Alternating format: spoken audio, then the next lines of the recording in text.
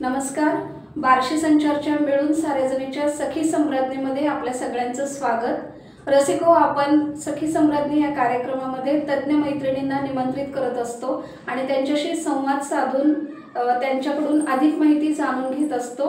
आज आपल्यामध्ये आलेल्या आहेत उद्योजिका सविता वायकर. आपल्या या ठिकाणी स्वागत. सविता ह्या उद्योजिका आहेत. रांगोळी, मोठ्या मोठ्या रांगोळ्या काढणं, संस्कार भारतीसारख्या किंवा शीटवर रांगोळी तयार करणं आणि यासारख्या अनेक स्पर्धांमध्ये सहभागी होणं, पाककलेमध्ये निपुण असणं आणि अशा खूप स्पर्धांमध्ये प्रावीण्य प्राप्त करणं, अशा अनेक कलांमध्ये त्या पारंगत आहेत आणि दिवाळीच्या पार्श्वभूमीवर आपण ही मुलाखत घेत आहोत. आणि इथं आपण बघू शकता की सगळ्या रांगोळ्या भरपूर ठेवलेल्या आहेत त्यांनी तयार केलेल्या, ज्या की आपण दिवाळीच्या सगळ्या आनंदामध्ये भरती आणणारा, आनंदाला उधाण आणणारा असं हे जे सगळं आहे समृद्धीचं, ते सगळ्या कलेनेच सणांची रंगत वाढत असते.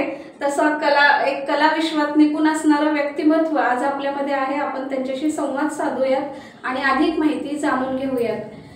सविता, मला आधी सांगा की तुम्ही आता एवढ्या सगळ्या आत्ताच उल्लेख केल्याप्रमाणे कला वगैरे सगळ्यात निपुण आहात, परंतु याची सुरुवात बालपणामध्ये कोण घरात असं होतं की कशी सुरुवात झाली? माझी आईच खूप अशी कलाकार होती. खूप तिच्यामध्ये गुण होते आणि ते सगळे गुण माझ्यामध्ये आहेत. आणि रांगोळी तर मला खूप लहानपणापासून आवड होती. म्हणजे माझं माहेर आगळगाव आहे, पण माझे वडील टेंभुर्णीला शिक्षक होते. मग तिथंच आम्ही राहत होतो. मग टेंभुर्णी गावामध्ये पूर्ण गावात स्पर्धा ठेवली होती रांगोळीची. मग मी त्यावेळेस 5वीलाच होते. म्हणजे सगळ्या आता महिलांनी भाग घेतला होता, पण तरी पण मी हट्ट धरला आईकडे की मला भाग घ्यायचा ह्याच्यामध्ये.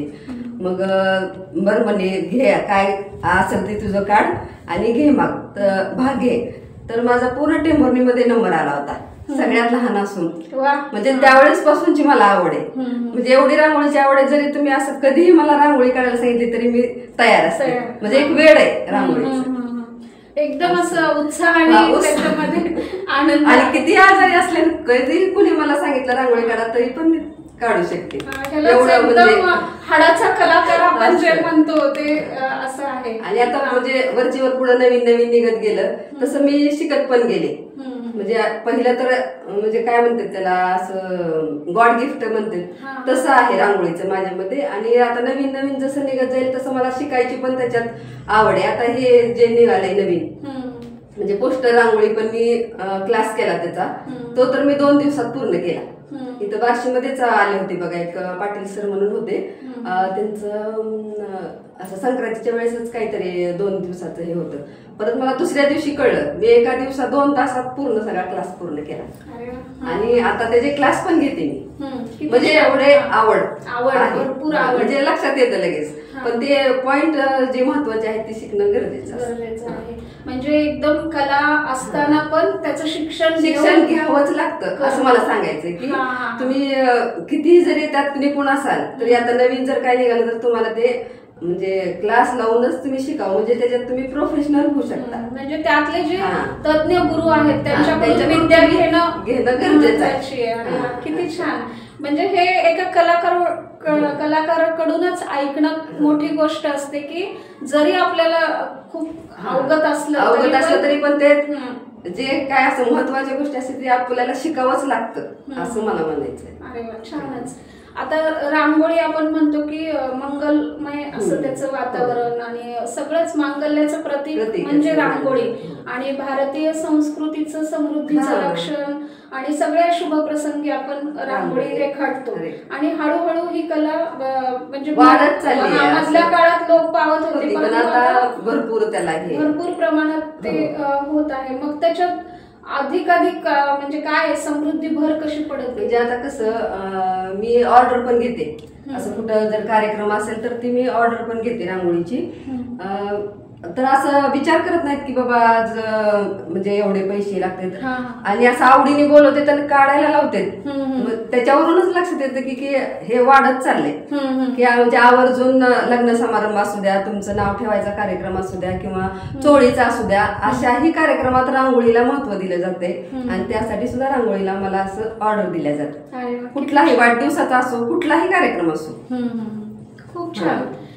आता सविता, आपण म्हणतोय की आता हे रांगोळीमध्ये तर तुम्ही एवढं पारंगत आहातच, त्याच्याबरोबर दुसऱ्या कलांमध्ये पण सगळ्याच तुम्ही निपुण आहात. मग त्या सगळ्या कुठल्या कला आणि कसं अवगत केलं? मी आता आरीवर्कचे क्लास पण घेते आणि आरीवर्कचं कसं आहे, ही तर पहिल्यापासूनच आहे. आता ह्याला ट्रेंड आलं म्हणजे थोडंसं नाविन्य आलंय त्याच्यामध्ये, पण ही मी माझ्या आईकडून शिकलेली कला आहे. आरीवर्क माझी आई करत होती. अक्षरशः साड्या सुद्धा तिने वर्क केलेल्या आहेत, पण दोऱ्यापासून होतं. आता मनी किंवा असं वेगळं काहीतरी एवढंच फक्त जोडले. त्यावेळेला रेशमी धागे होते, रंगीत धागा असा आणि वेगवेगळे 20-25 प्रकारचे टाके होते. ते सगळे माझ्या आईकडून मी शिकलेले पहिलेच. मग आता थोडस नाविन्य आलंय ते मी करू शकते त्याच्यामुळे. त्यामध्ये सगळं ते जे उपलब्ध आहे सगळं कुंदन वगैरे ते पहिलं पण होतं, पण आता जरा त्यात असं नाविन्य पण आलं. जुनी फॅशन मात्र माझ्या आईकडून मी शिकलेली. अरे वा, किती छान. आणि आता हे आरीवर्क झालं, रांगोळी आणि पाककलेमध्ये पण निपुण आहे. ती पण माझ्या आईकडूनच मिळालेली. माझी आई पण खूप सुगरण होती आणि मला आवड पण आहे, त्याची पण खूप आवड आहे. आताच तुम्हाला माहितीच आहे, स्टॉल लावला होता मी, साबुदाणा वडा आणि चटणी. एवढं सर्वांना आवडली. चटणीच खूप सगळ्यांना आवडली. म्हणजे खोबऱ्याची चटणी करते त्याच्यामुळे जास्त की सगळे विचारायचे की तुम्ही स्टॉल कुठे आहे तुमचा किंवा तुमचं हॉटेल कुठे आहे, म्हणजे आम्हाला जर कधी पाहिजे असेल तर मिळेल का. तर मी घरून पण ऑर्डर हे आपण आवर्जून सांगू शकतो बघणाऱ्या आपल्या सगळ्या रसिकांना. मला का म्हणजे ढोकळा पण बनवते मी, पावभाजीची ऑर्डर असू द्या किंवा तुमची मिसळ पाव वगैरे असं पण करून देते मी, घरून पण बनवून देऊ शकते. कारण दिवाळीच्या फराळासोबत जेव्हा घरी सगळे पाहुणे मंडळी जमलेले असतात तेव्हा बनवणाऱ्यांना जर सुट्टी द्यायची असेल तर ऑर्डर करणं हा एक उपाय असू शकतो. आणि तुमच्यासारखी सुगरण जर तयार असेल करून देण्यासाठी तर आपले रसिक नक्कीच ऑर्डर करतील. हे सगळे पदार्थ रुचकर आणि सगळे व्यवस्थित. मग आता हे उद्योजक होणं म्हणजे हीच वाटचाल आहे, थोडस मध्यावरती आहे.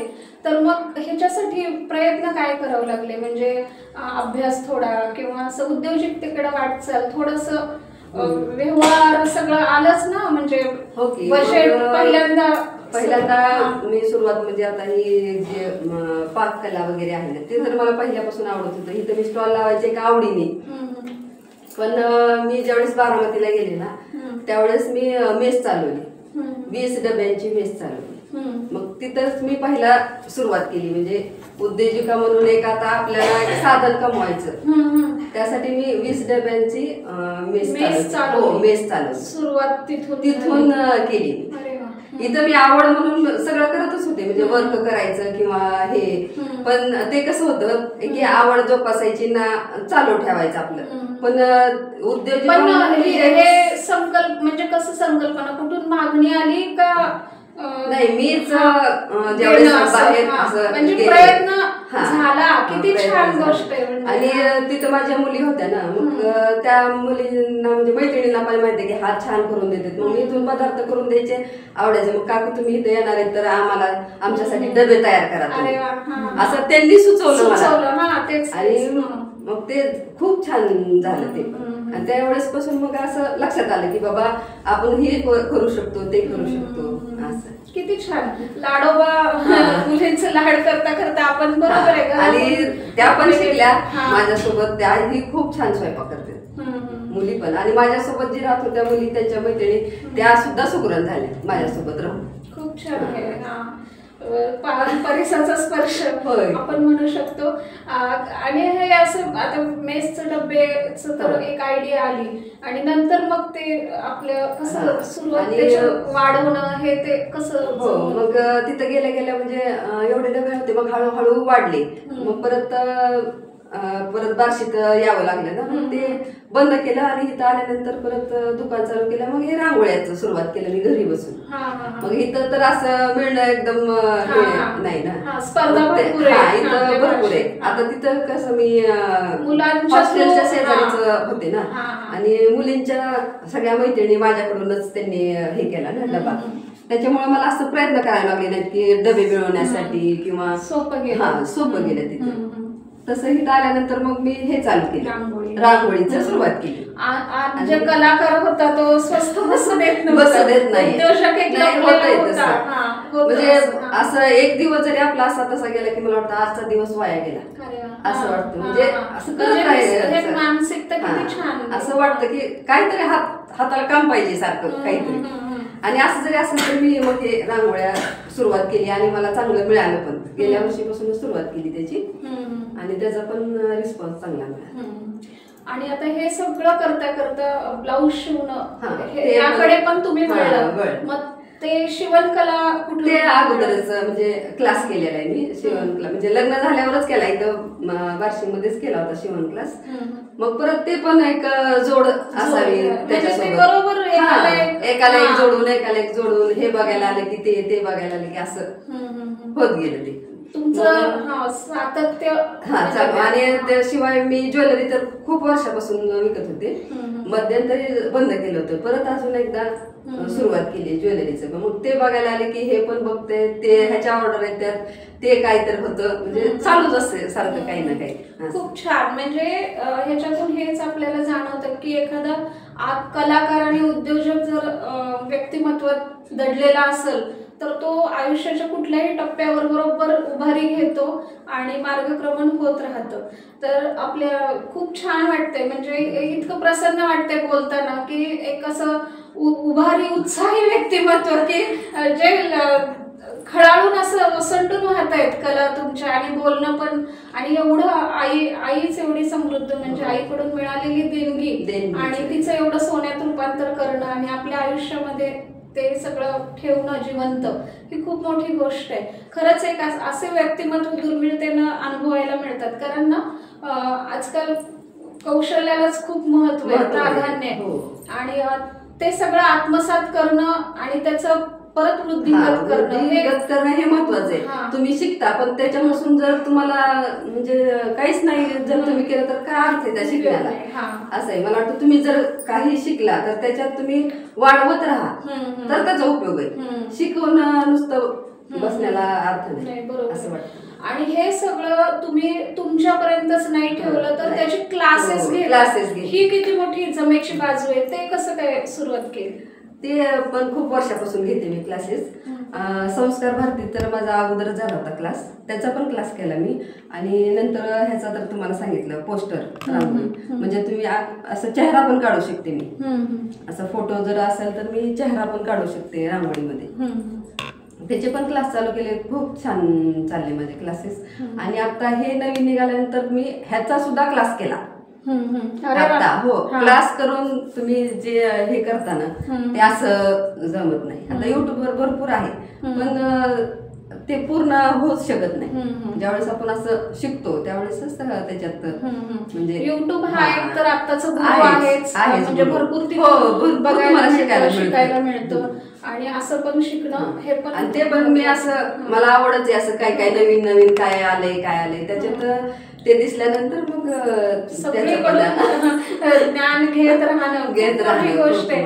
आपल्या ग्रामदैवत भगवंत मंदिरामध्ये त्रिपुरारी पौर्णिमेला पण खूप मोठ्या रांगोळ्या मी असं आवडीने काढते, म्हणजे त्याच्यापासून फक्त माझा आनंद म्हणून काढते. खूप छान रांगोळ्या काढलेल्या असतात. सविता ताई, आपल्या मिळून साऱ्याजणी मधल्या पण आपल्याला प्रश्न विचारू इच्छितात. नमस्कार. आपल्यामध्ये जर एखादी कला आहे आणि त्याचा आपल्याला उद्योग म्हणून उपयोग करायचा असेल तर आपण कसं करू शकतो? म्हणजे आता आपल्यामध्ये कला आहे तर आपण हे दुसऱ्याला, म्हणजे आता तुम्ही पण शिकलेलाच आहे ना कुणाकडून तरी, तर आपण त्याचे क्लासेस घेऊ शकतो किंवा दुसऱ्याला शिकवायचं म्हणलं तर. आणि असं शिकवण्यापेक्षा तुम्ही क्लासेस घ्या आणि पैसे घ्या, त्याच्यात जेवढं हे आहे ना, असं शिकवण्याला काय अर्थ नाही की तुम्ही जाऊ दे बाबा ह्याला नाही शिकवा. काही नाही असंच. तसं नाही, एक क्लासेस म्हणून तुम्ही शिकवलं तर हे होऊ शकतं. आता मी हे पोस्टर रांगोळीचा क्लास केला ना, तर मी किती 2-3 रांगोळ्या काढल्या असत्या. नंतर मी म्हणजे क्लासेस घेत घेत मी सुद्धा शिकले त्याच्यात. त्यांना शिकवता मी पण शिकले असं. आणि फी आकारलीच पाहिजे असं माझं मत आहे. महत्व राहतं त्याचं, की बाबा आपण ह्याच्यासाठी फी दिले तर आपण की शिकलं पाहिजे ती म्हणलं. आणि मला कसं वाटतं, आता माझ्याकडे जे क्लासला येतात ना, त्यांनी जर काढून दाखवलं मला, किंवा त्या छान शिकल्या, कुठंतरी जाऊन त्यांनी काढले बाबा रांगोळी, तर मला त्याच्यात आनंद मिळतो. आणि मला पैसे दिलेत त्यांनी, फी दिली आणि शिकून गेल्या, आणि त्यांनी काहीच नाही केलं तर ती मलाच कसं वाटतं की बाबा ह्यांना समजलं नाही का मी शिकवलेलं, असं वाटतं मला. तुम्ही केलं पाहिजे, कुठंही असं स्पर्धा असू द्या, तुम्ही भाग घेतला पाहिजे. तुम्ही मला विचारायला या की बाबा अशी अशी स्पर्धा आहे, मी काय काढू, ते पण मी सांगू शकते. पण तुम्ही असं नाही, माझ्याकडून शिकून गेला तर तुम्ही नुसतं नाही बसायचं, करत राहायचं काहीतरी, असं वाटतं. पक्की गुरु आहेत म्हणजे बरोबर विद्यार्थ्यांनी घडलं पाहिजे असं वाटतं. खरं त्यांचे भरपूर पैलू आपल्याला जाणवता येतात आणि त्यांचा जो कलाविष्कार आहे तो आपण बघूयात. सविताताई, इथं आपण एवढ्या छान रांगोळ्या सगळ्या तयार केलेल्या आहेत दिवाळीच्या निमित्तानं, तर हे सगळे प्रकार काय आहे आणि कसं ते आम्हाला माहिती द्या. म्हणजे आता हे कसं शुभ दीपावली, आता दीपावलीसाठी हे असं फक्त मांडायचं आणि ज्यावेळेस तुम्हाला पाहिजे त्यावेळेस मांडायचं आणि परत उचलून पॅक करून ठेवून द्यायचं. म्हणजे तुम्हाला वर्षानुवर्ष ही रांगोळी चालणार, म्हणजे खराब होणार नाही, काही नाही. असं तुम्ही पॅक करून ठेवू शकता. हे लक्ष्मीपूजन म्हणजे वसुबारस, धनत्रयोदशी, प्रत्येक दिवशीचं असं हे लिहिलेलं. परत हे कलश, शुभ लाभ, म्हणजे हे जमिनीला चिटकत नाही, काही नाही. आणि पाणी जरी पडलं तुमच्याकडून चुकून तरी सुद्धा त्याला काही होत नाही, फक्त थोडंसं वाळवलं नाही. असं पण नाही की स्टिकचं डाग पडणं, असं काहीच नाही. म्हणजे तुम्ही कधी उचलून ठेवू शकता, फरशी तुमची घाण होणार नाही किंवा पायाला चिटकणार नाही. आणि आपल्याकडे कसं रांगोळीला जास्त महत्व असल्यामुळं हे पूर्ण रांगोळीपासून तयार केलेलं आहे असं. त्याच्यामुळे तुम्ही रांगोळी म्हणून जरी असं, आणि कसं दिवाळीच्या वेळेस महिलांना भरपूर काम असतं आणि त्याच्यासाठी वेळ देणं जरा अवघड जातं. त्याच्यामुळे ही आपलं उचलून ठेवायचं आणि पाहिजे त्यावेळेस हे करायचं, खराब होत नाही, काही नाही. तुम्ही असं ठीक आहे असं जरी झालं तरी सुद्धा ह्याला काही होत नाही. आणि विशेष म्हणजे पडत पण नाही, अजिबात नाही. हे विशेष आहे, म्हणजे असं सांडते पडते असं पण नाही. खूप छान नथ केली आहे तुम्ही अशी, किती छान आपल्या भारतीय संस्कृतीचा सन्मान दाखवणारी अशी नथ पण रांगोळीतून छान, जी की आपण मोठ्या रांगोळीच्या मध्यवर्ती ते ठेवू शकतो. आणि ह्याच्यामध्ये आकार जरी तुम्हाला मोठे पाहिजे असेल तर ते पण मी बनवून देते ऑर्डर प्रमाणे. हे मोर, हळदी कुंकू पण खूप छान, हळदी कुंकूचं धनत्रयोदशी, म्हणजे तुम्ही जे सांगाल ते नाव मी बनवून देते. गणपती, आता असे दिवे, दिवाळीच्या वेळेस दिवे असे म्हणजे कोपऱ्यात किंवा असं दाराच्या कडेला असे ठेवले तरी खूप सुंदर दिसते हे दिवे. 2-3 प्रकार आहेत दिव्यामध्ये, आता सध्या तर एकच आहे. ते पण छान डेकोरेशन केले, असं पण तुम्ही हे ठेवू शकता. आणि हे पाटाभोवती असं ठेवू शकतो आपण. हे बघा, खूप छान. असं कसं फोल्ड पण होते. तुम्ही कसं म्हणजे काळजीचं काहीच काम नाही, फक्त तुम्हाला पाहिजे त्यावेळेस ठेवा आणि व्यवस्थित उचलून ठेवलं, तुम्हाला वर्ष कायमस्वरूपीचं झाले ते. आता तुम्ही रांगोळी काढल्यानंतर पुसल्यानंतर ती वाया जाते की, तसं हे वाया जाणार नाही, काही नाही. आणि जर तुमच्याकडे डिझाईन असतील आणि हे बनवून पाहिजे म्हणलं तरी पण मी बनवून देते. ही समई इथं मध्ये ठेवायची किंवा दिवा तुम्ही ठेवू शकता, समई ठेवू शकता त्याच्यासाठी. परत हे ताटाभोवतीचे, ताटाच्या कडेने ठेवायचं, पाटाच्या कडेने. आता भाऊबीज, राखी पौर्णिमा असेल त्यावेळेस तुम्ही असं हे ताटाच्या भोवती ठेवू शकता. हे पाऊल आहेत. पाऊलमध्ये पण मोठी साईज आहे, हम्म. 3 प्रकारच्या साईज आहेत पाऊलमध्ये पण. हम्म. आता सध्या तरी एकच आणली आहे मी. हम्म. खूप छान. आणि हे आणि घेणे भरपूर डिझाईन आहेत ह्याच्यामध्ये. मी आता- ऑर्डर जर हा. कुठली डिझाईन केली तर हो, करून देणार करून ते देते मी. तुमचं असं आहे. दुसऱ्या गावी पण पाठवते मी ऑर्डर अशा बनवून. हो ना. आणि मोत्याचं पण हे हा, मोत्याचं पण हे बनवलं जाते. हे स्वस्तिक पाऊल परत हे पण तिकडून दिसणार.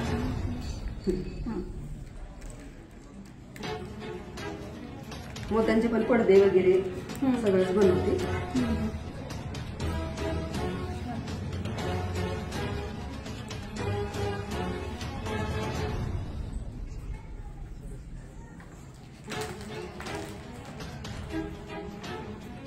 हे सगळे रांगोळी आता तुमच्याकडे एवढ्या तयार आहेत तयार आणि आहेत. अजून पाहिजे असतील तर तयार तुम्ही करून करून देते देऊ मी. शकता. हा. भरपूर डिझाईन आहे त्याच्यामध्ये. मी आता आहेत तेवढ्या माझ्याकडे तेवढ्या आणल्या. हा. भरपूर आहे त्याच्यामध्ये. आणि असं 2x2च्या किंवा मोठ्या रांगोळ्या पाहिजे असेल त्या पण तयार करून देते. खूप सुंदर आहे. हा बघा. छान आहे ती. खूप छान कलाकार आपल्यामध्ये आलेले आहेत आणि दीपावली खरंच खूप चांगल्या सगळ्यांची रीतीनं दीपावली छान साजरी होऊ शकते. अशा रांगोळ्यांची भर जर सगळ्यांना काढता ठेवल्या वाटतं की आपल्याला यावी. आणि खूप सुंदर आहे. खूप छान सविता ताई, तुम्ही इथं आलात आणि एवढं छान संवाद साधलात, तुमच्या सगळ्या कला दाखवलात. आमच्या तृप्ती गदगी आहेत त्या ह्या गजरा बनवतात, ही भेट त्यांच्याकडून. आणि पुनर्वापर आणि करू मला शकता. तुम्ही एवढ्या म्हणजे आवर्जून इथं बोलवल्याबद्दल तुमचं सगळ्यांचं मनापासून आभार. धन्यवाद. शुभ दीपावली. दीपावलीच्या सर्वांना हार्दिक शुभेच्छा.